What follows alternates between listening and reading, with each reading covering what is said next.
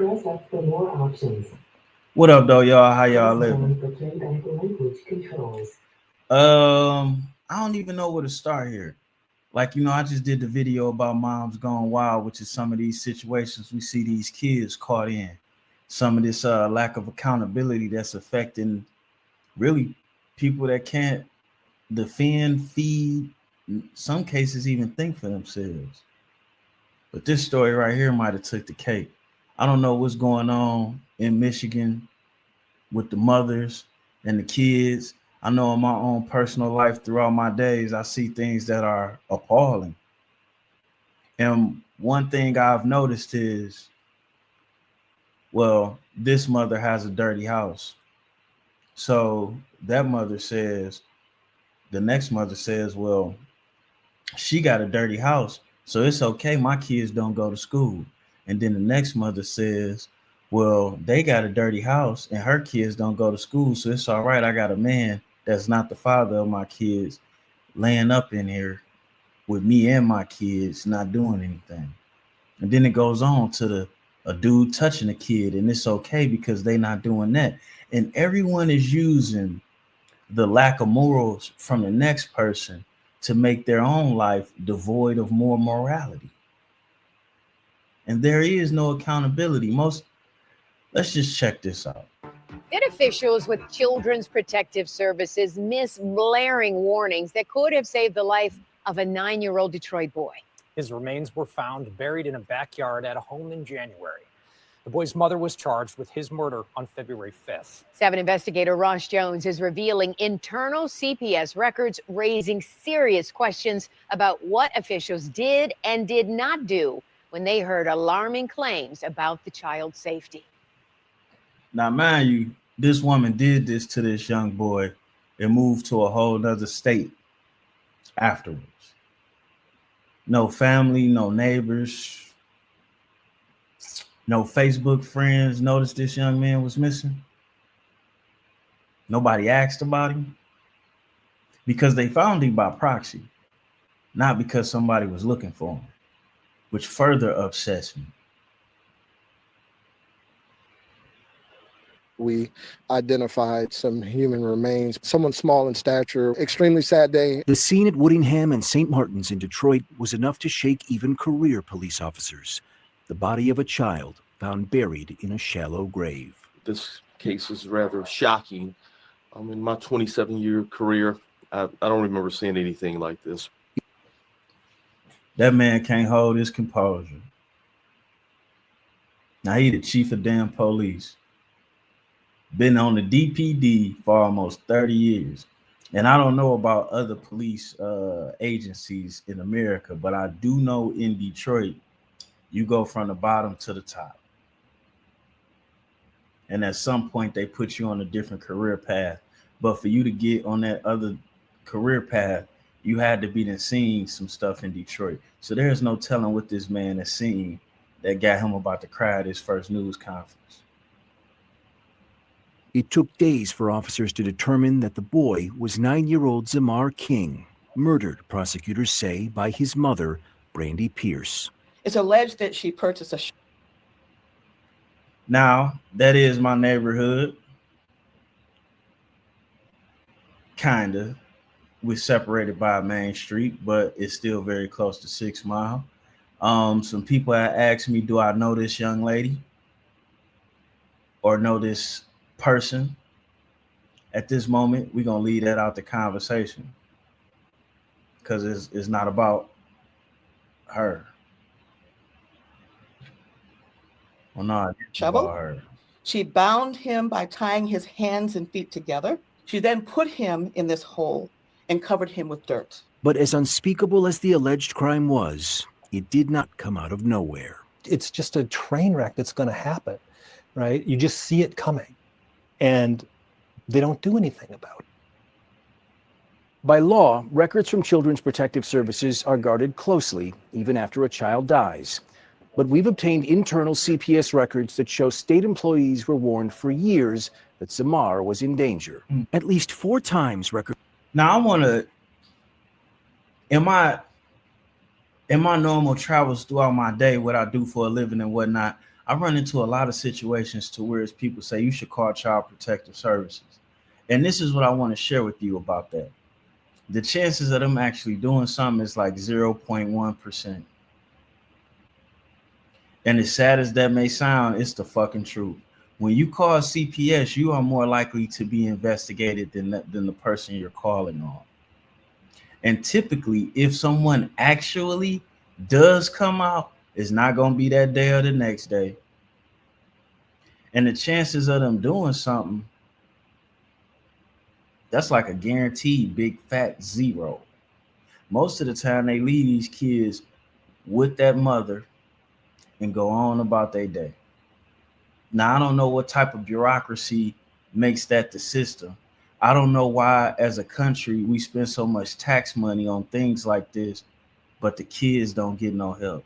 So you got a social worker getting paid X amount of dollars, but realistically, they don't have the power to do shit but to pull up and give a kid some kind words. Sometimes these social workers pull up, take the kid away for an hour, the kid tell them whatever they're going to tell them, and then they put them right back in that situation. Now, as much money we spent on migrants, if we were spending that money on these kids, I wouldn't say shit. I'll pay my taxes and let it be what it is, but we not. They give these women bridge cards and cash assistance with no oversight. You know, most of these people get their hair and nails did before they take care of the grooming on their children. Records show Brandy Pierce was the subject of CPS complaints. Oh, yeah. The first coming in 2015 after Pierce admitted to marijuana and alcohol use during her first trimester.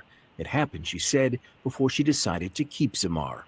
There were complaints in 2019 and 2021, both alleging that Zamar had been left alone. The first time in the lobby of a Southfield apartment building, with Zamar telling police he did not know where he belonged. Police later made contact with a relative, and the complaint was denied. Complaint denied. That's reckless abandonment. That's child endangerment. That's contributing to the delinquency. I could go on and on and on about the charges that should have came from that. Obviously, this young man would have been better in foster care, and that's sad to say, but it's an obvious truth. 2 years later, on a 78-degree day in May, Zamar was left alone in his mother's locked car for more than 90 minutes while she went to a doctor's appointment. She told police her son was a heavy sleeper and claimed doctors wouldn't let him into her appointment. It's the pattern, right? Here is a mom, again, where she's repeatedly reported by different people in the community. Frank Vandervoort is a law professor at the University of Michigan and a longtime child welfare advocate who said Pierce's pattern of behavior and the disclosure that she was receiving mental health services on an almost daily basis should have been a red flag to CPS. That suggests to me a very severe level of mental health need. So people always talk about mental health, and I just want to add this in. Mental health is like any other health. You have to work those muscles. You have to work those muscles in your brain, in your mental. You need to work them out. That way you can have a strong mental health. People use that word mental health, but they don't tell you that you need to work on your problem solving. That you need to work on your reasoning. You need to work on your listening, your comprehension, etc. I'm troubled by that, and it raises more questions than it answers for us. The Macomb County prosecutor denied a warrant request for child abuse, saying there was insufficient evidence and CPS working with mom. CPS would close the case after performing a home visit, finding no safety hazards, enough food, and suitable sleeping arrangements. Then, last April, came the fourth complaint to CPS. This time, Pierce would come here to this Plymouth Hospital emergency room, reporting she was anxious and depressed. Pierce told CPS she had a breakdown and felt herself going into a panic attack. She was questioning whether she should give up custody of one of her children. She'd been evicted from a motel. She said her car was repossessed. She was completely out of funds. Once she left the hospital, she and her kids would be sleeping on the street. On its own, How serious is that? Critical. This is a family with no place to live. She tells the case Again, now this is another woman, homeless, carless, who went to the government for help, who went to doctors for help, and there was no help for her. Now, if she was a migrant, she'd have got a place to stay and all type of things, but they didn't give her anything. And truth be told, I was on the phone with a bill collector. No, I'm lying. No, technically in this situation, they was a bill collector, but I'm on the phone with them, and the bill that I was getting hit with, I didn't feel as though it was my bill. And the price of it was more money than I wanted to give up for something I wasn't responsible for. And so we had to go through the process of sorting it out. I told the lady, like, man, this is the type of stuff that make you want to jump out the window. She couldn't let me off the phone until she was for sure that I wasn't going to jump out a window. That was with a bill collector on a bill that wasn't even mine, while we figure out who it go to. Crazy. So you telling me you get more care and support from a bill collector than you do at a hospital? That makes absolutely positively no sense. The same apparatus that would have came and picked them kids up if they came in there with a broke arm should have been the same apparatus that picked them kids up when she said that. Like, make no mistake about it. It's a whole lot cheaper to help in these situations than it is when that child turns 18 or 19. Or, sadly, when that child don't make it to his teenage years. worker. I can't sleep in my car, which suggests to me that she's been sleeping in her car at some points. But what Samar told CPS was most alarming of all.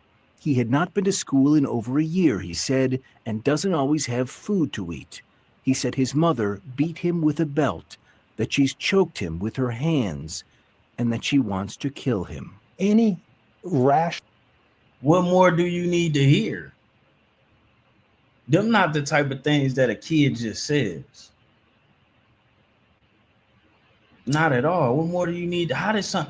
I can't listen to this video without being enraged. What fucking nurse, doctor, social worker was able to listen to that? Normal person walking out on the street hearing this would be completely alarmed by what they're hearing. Hello. They would take action. They would call the police. But what CPS did, according to internal records, was close the case. The investigation found no preponderance of evidence of physical neglect. Pierce was provided with pamphlets connecting her with community services, and a note was added to follow up on her mental health appointments. 6 months later, after Samar reported that his mother choked and wanted to kill him, prosecutors say she did. It's alleged that she killed him and that the cause of death found by the medical examiner was smothering and neck compression. CPS records show that the family was placed at a homeless shelter after that final complaint last April. It is not clear how long they were there. Then in December, Brandy Pierce was found in Georgia. She was arrested after someone reported finding her other child, a 3-year-old, locked in a car alone. Police said temperatures were in the 40s, the child was nude, and there was feces and a deflated air mattress in the vehicle. Citing state and federal law, CPS said they could not comment on this case, but they are heartbroken by Samar's death. Fuck you mean you can't comment? Y'all need to change y'all protocol, CPS. Y'all need to change y'all protocol. All the money that's spent on CPS for y'all not to do nothing but document how y'all not doing shit. The woman left another child in another state. You know, if this was a man, he'd be going to jail for trafficking. And this is why there's no sympathy for these type of things, because a man couldn't do a percentage of the shit y'all allow these mothers to get away with their kids. Do you hear what I'm telling you? A man you couldn't call CPS and tell him a man whooped his kid. But you could call CPS and tell them a mother want to kill a kid and the kid get to stay with the mom. What the fuck is going on? This is why these mothers going, wow, it's no accountability. Nothing's going to happen to them until it goes too far. And then what? Now she going to sit in court with a whole lot of mitigating circumstances. She got mental illnesses and whatnot. She's technically going to get off with this. And that still don't bring the little homie back. This shit is, like I said, I see different levels of reckless abandonment when it comes to these mothers and these kids. Like as a father, I didn't have a choice to carry not one of my kids. Some of them I did not want to have. Facts. But I get up and I love them and I take care of them every day. I couldn't imagine leaving them alone with their mamas. The mother, like, and now I have the mothers of my kids are decent women. But just to leave my kid to them in their own devices, no, never happens. I don't understand this. We're the fathers of these kids. But it's easy to be like, where the fathers are, but I just want to share something with you. If you don't establish paternity when you first have a kid and y'all not married, then you have no rights. Even if you are married, in certain states, when you get divorced, you still have to go establish paternity and then fight for your rights. Now, my thing is, most of these women that we're talking about, they getting fat ass tax returns. You get 10, 12,000 in a tax return. That's enough to pay your rent for the year. Why they not doing that? They all got bridge cards. Why they, you know what I'm saying? You get where I'm going with this? I rent to this program that help women get they pay their first, last, and security deposit. Help, you know what I rent to that Section 8 too.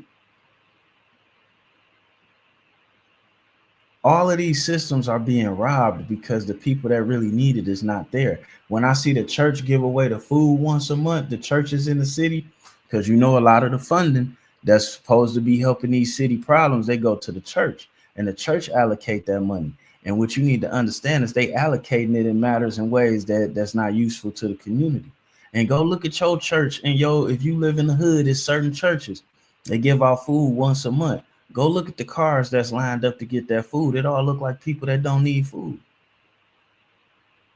And then you'll see people walking up that obviously do need food and they ain't even got a way to carry it home. If it's food left after all the people with cars, nice cars, go figure, take all the damn food. I'm appalled at all of this shit. I'm angry with it. I be seeing it in my own personal life, man. I had enough. And this motherfucker sitting right next to some useless bitch treating her kids just like this, if not worse. And I get it. What do? It's her kids. What do you do? But we all pulling on each other's heartstrings when changing the law is so very easy. Like if you don't want your kid and all you want is that, because that's all this shit is about, a tax return and a bridge card. Most of these people that had kids didn't want them. A lot of these babies are born out of spite. Spite. And if you that selfish, you that reckless, why have a kid? You have people motivated all through pregnancy just to be devoid of responsibility once a life is created. Why? You had the opportunity to hit the abort. You had morning after opportunity. But then again, most of these people don't even love their motherfucking self. We out of here, man. That bitch need to be stomped into the ground. Ooh, can I say that on? I might have fucked up. We out.